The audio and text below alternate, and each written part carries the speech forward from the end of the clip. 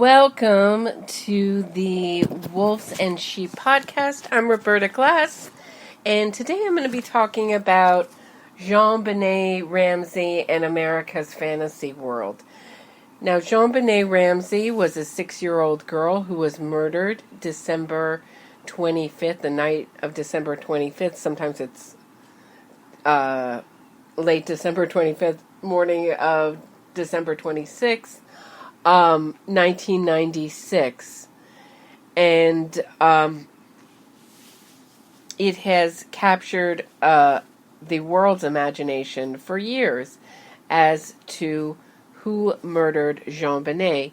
Jonbenet Ramsey was first identified as a missing person by her parents.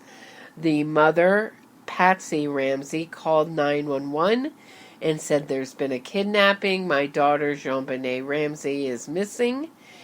And a detective, Linda Arndt, came over, and she looked at the note, that this extremely long ransom note that was left on the back stairs. And they waited, and as they waited, she said, "Let's search the house." And she turned to the father, John Ramsey, and said, "Let's search the house. Can you search the house?" And she said, "Search it from top to bottom." And instead, he searched it from bottom to top. He went to the basement where she was found with a rope around her neck, and she was dead. And her father brought her up in his arms, placed her on the living room floor, and asked for a blanket to cover her. Now, there's an interesting psychology with murderers who cover their victims up. It's often thought that if a body is found covered, it shows regret, intimacy with the victim. And in this case, we can't say that John Ramsey was the murderer, so we don't know. But I always found that an interesting detail, that he asked to cover the body, and if I had found my loved one, I might have asked for the same thing. So I don't find that particularly damning, but I do find it interesting when bodies are, that relationship with covering bodies up. Now, why I say that there is a fantasy, the fantasy that Americans have with this case is the idea that the intruder came in to the house, broke into the house, without disturbing a cobweb and without making much of a fuss at all, somehow navigated the house, found a pen, wrote a few practice notes, threw them away in the trash, buried them in the trash, wrote an extremely long ransom note sitting there, not afraid of being discovered, left it not, say, on the kitchen table, but they left it on the hard-to-find back steps of the house, and killed Jonbenet Ramsey while asking for a large ransom, left her body in the basement. So let's get in the mind of these alleged kidnappers. So we are to believe that kidnappers, with the idea of kidnapping a kid, broke in, stun gunned the kid, if that's what those red marks were on Jonbenet's body. There was these two very close together red marks found on her body. And please hold on one moment. Okay, so hopefully my wonderful, beloved cat will not cry throughout this episode for treats. Hopefully he is satiated. Thanks for bearing with me.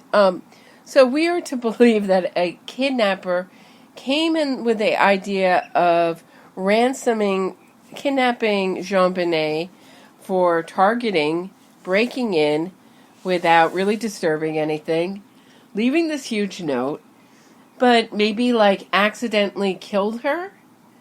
But unlike the famous case of the Lindbergh baby, where the baby was dead, and they tried to ransom a lot of money out of the parents with a dead kid, they decided just like leave the body downstairs, don't remove it from the house, and try to really get money from the parents.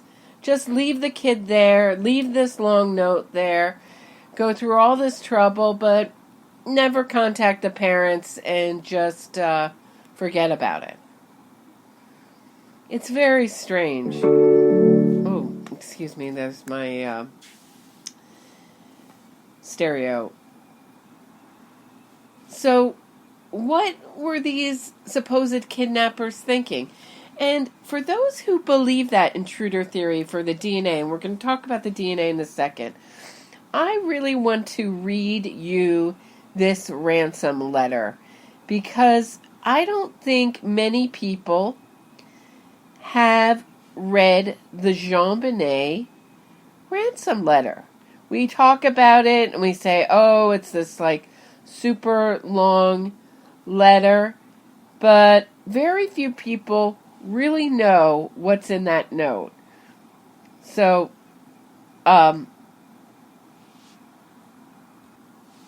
here it is. Mr. Ramsey, listen carefully. We are a group of individuals that represent a small foreign faction. We respect your business, but not the country that it serves. At this time, we have your daughter in our possession. She is safe and unharmed, and if you want her to see 1997, you must follow our instructions to the letter. You will withdraw $18,000 from your account. $1,000 will be in $100 bills and the remaining $18,000 in $20 bills. Make sure that you bring an adequate size attaché to the bank. When you get home, you will put the money in a brown paper bag. I will call you between 8 and 10 a.m. tomorrow to instruct you on the delivery. The delivery will be exhausting, so I advise you to be rested. If we monitor you getting the money early, we might call you to arrange an earlier delivery of the money and hence earlier pickup of your daughter. Any deviation of my instructions will result in the immediate execution of your daughter. You will also be denied her remains for proper burial. The two gentlemen watching over your daughter do not particularly like you, so I advise you not to provoke them. Speaking to anyone about your situation, such as police, FBI, etc., will result in your daughter being beheaded. If we catch you talking to a stray dog, she dies. If you alert bank authorities, she dies. If the money is in any way marked or tampered with, she dies. You will be scanned for electronic devices, and if any are found, she dies. You can try to deceive us, but be warned that we are familiar with law enforcement countermeasures and tactics. You stand a 99% chance of killing your daughter if you try to outsmart us. Follow our instructions and you stand a 100% chance of getting her back.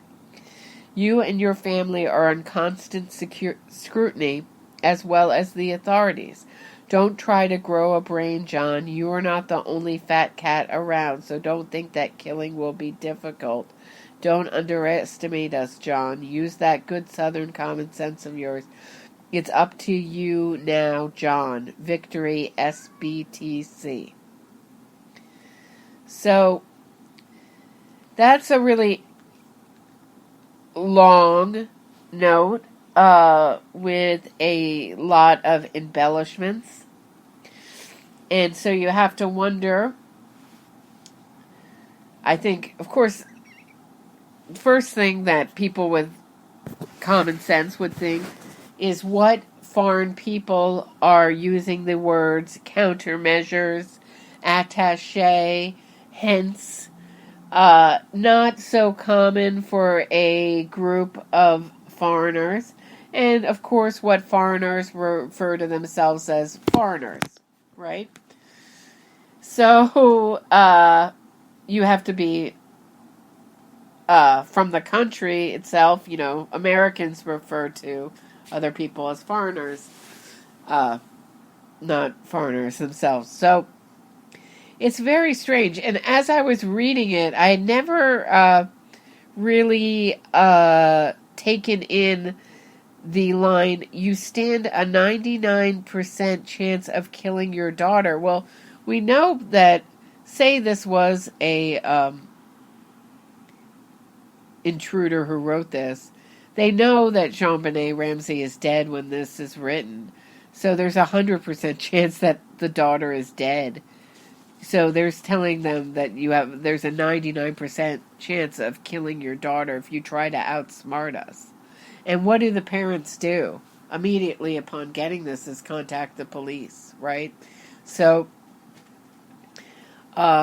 people that are worried about getting their daughter back safely, you would think that they've been warned so much in this letter, this long ransom note, that they would really fret over contacting the authorities if they really are being monitored. But Linda Arndt doesn't talk about them expressing any of those concerns to them. In fact, she talks about the parents' 10 o'clock, the 10 o'clock deadline, as this note outlines, comes and goes, and the parents aren't concerned at all. So, my point is that even the parents themselves don't take the note seriously. So, people, I'm talking to you who believe this intruder theory, and I think it's because of this strange DNA that was found on Jonbenet Ramsey's underwear.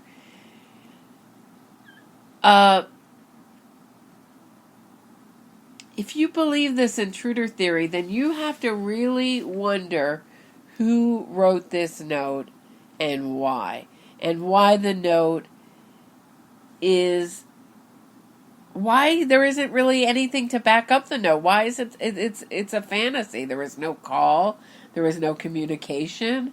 It was just left with a dead girl. Like, oh, we messed up on the job, just like leave everything behind and run.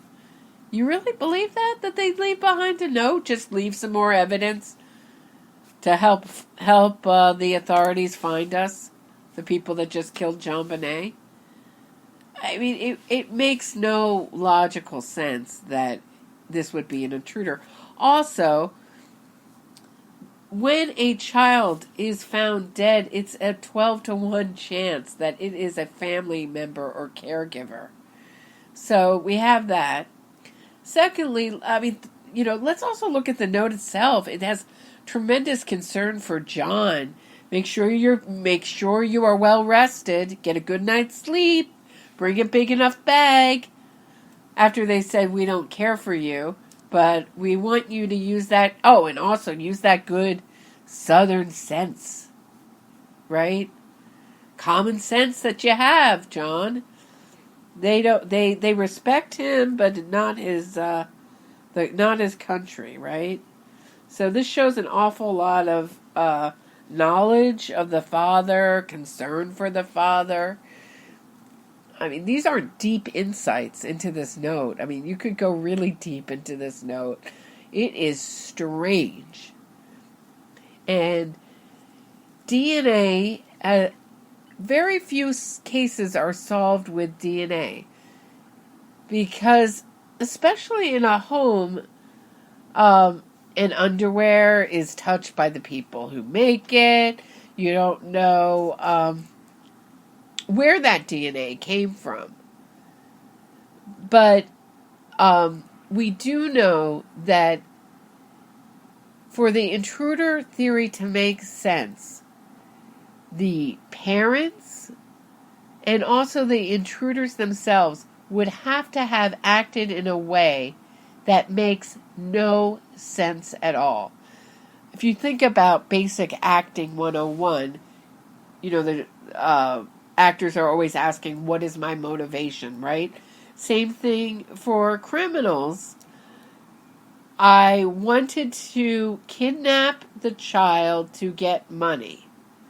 The kidnapping went wrong.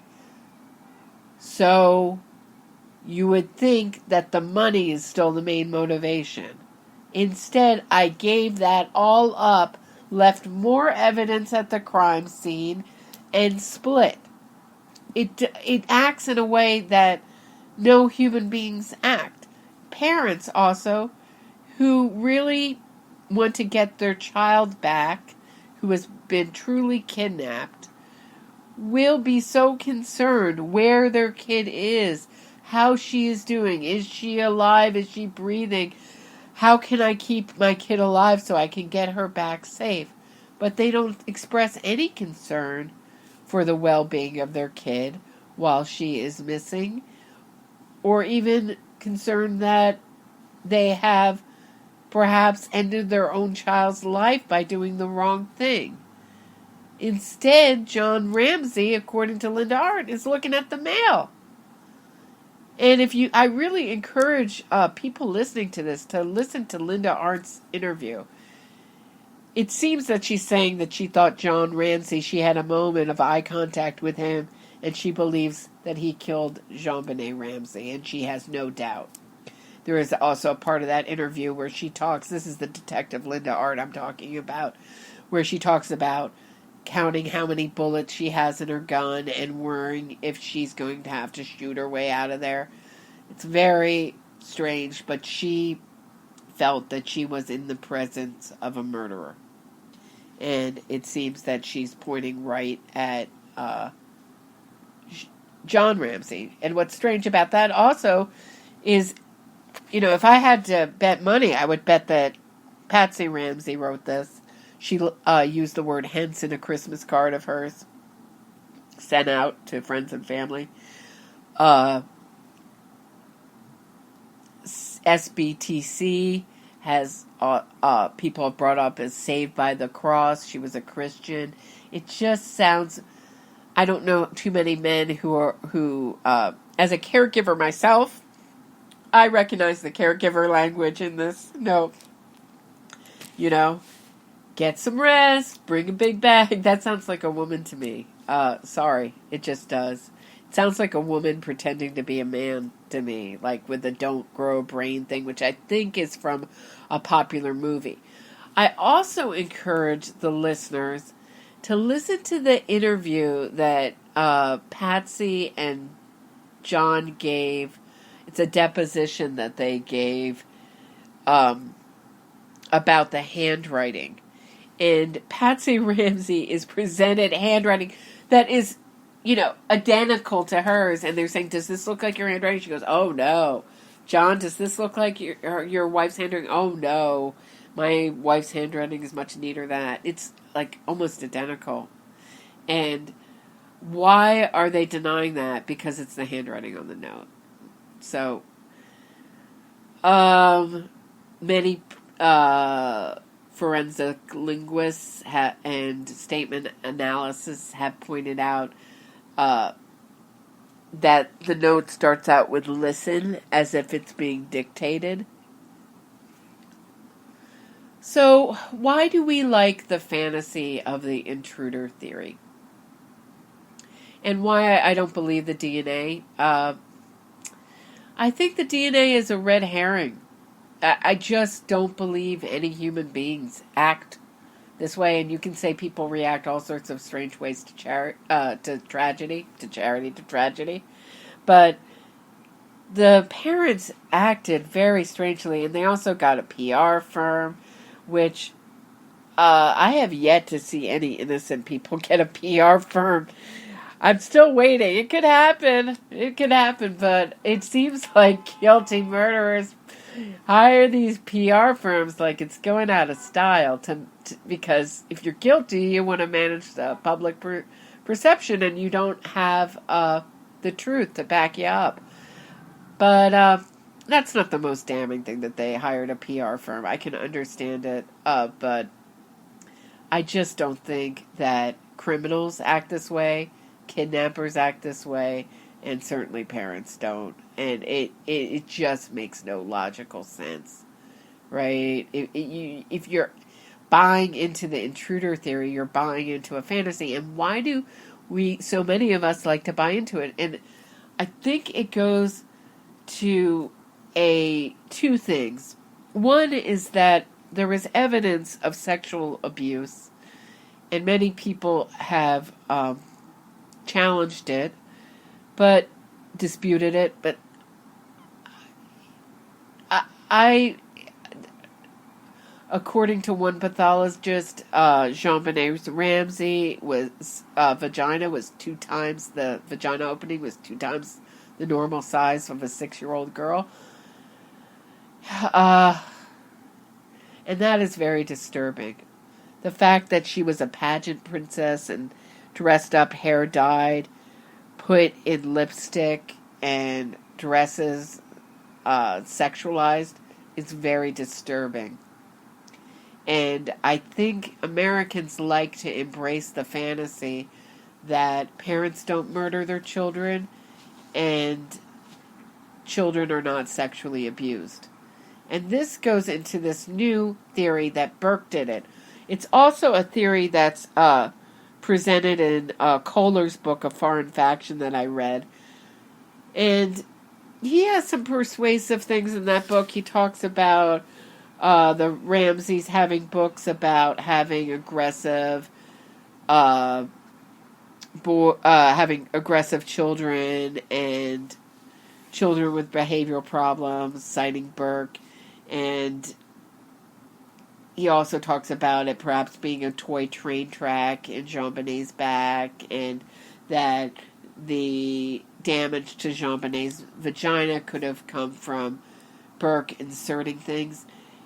This also goes to just how people act in general. I don't know how many parents would risk jail to cover up their child's murder with this long ransom note. The Ramseys are pretty narcissistic people, it seems to me. Patsy Ramsey has since died, but at the time both of them seemed quite narcissistic and not willing to risk jail. Certainly they didn't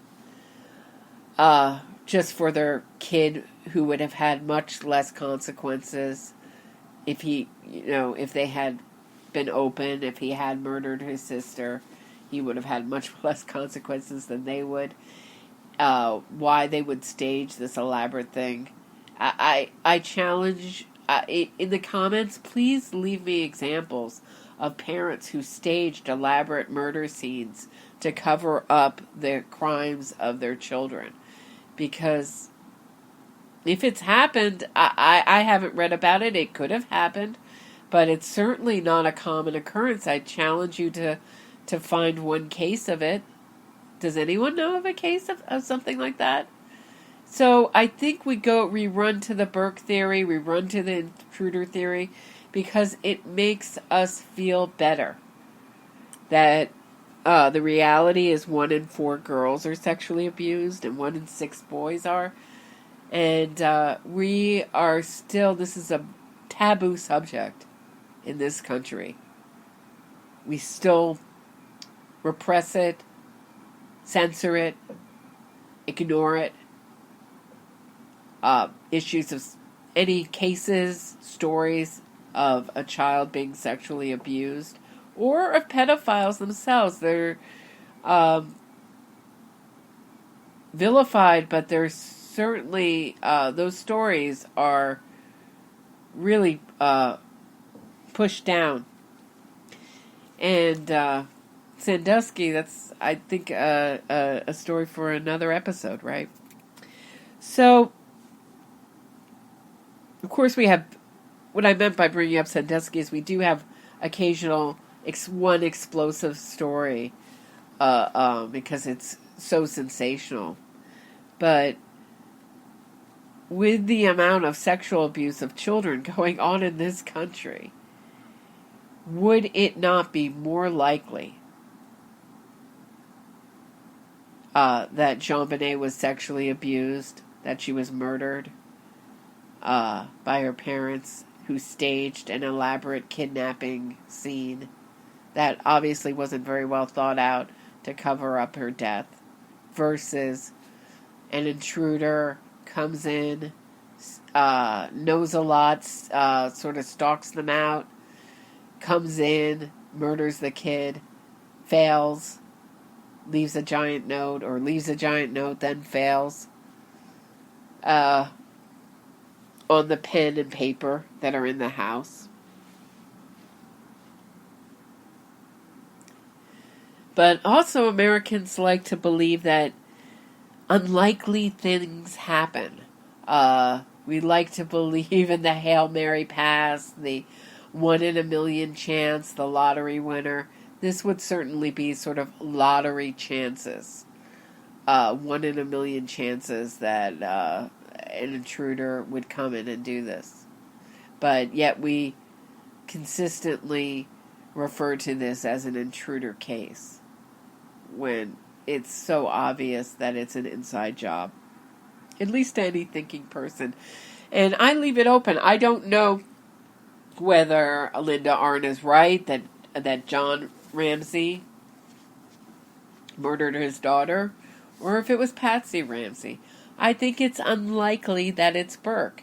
And yes, he acts strangely in interviews, but he could just be a strange guy. I don't think his strange behavior in interviews holds a lot of weight, because I think it would be even stranger that the parents would stage an elaborate scene, note, to cover up a sibling murder, their child's murder of their other child. So that's what I have to say on this subject. I think we're coming up on a half an hour.